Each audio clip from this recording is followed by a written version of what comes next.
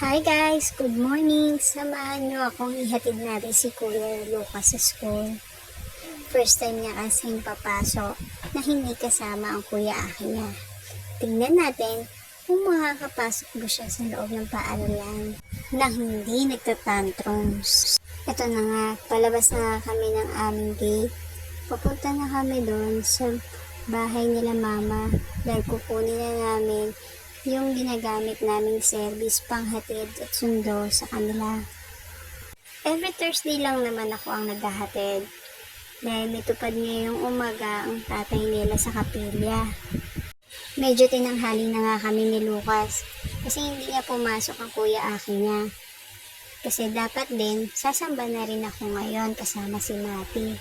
Sabi ni Kuya Lucas nga sa akin, baka daw late na siya. Kasi nasanay siya na madilim pa lang, papasok na siya. Ngayon, medyo maliwanag na. Ito na nga, malapit na kami kila mama.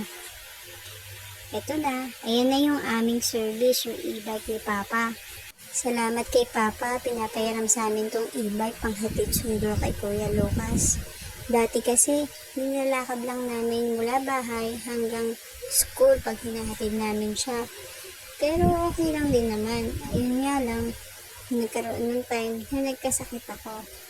Buti na lang din nagamay ko tong e-bike pang hatid at sundo. Laking bagay din nito kasi nakakatipid kami sa pamasahe.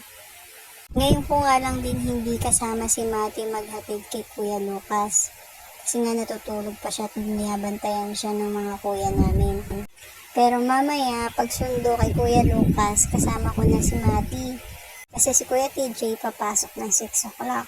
Si Kuya Aki naman, hindi niya kaya si Mati pag mag-isa lang siya. Eto na, sa school na kami. Hanggang gate lang naman ako. At hanggang pingin lang naman ako habang pumapasok siya. So ayan, nagtatakbo na nga. Nahabol na yung classmate niya. So ayun lang.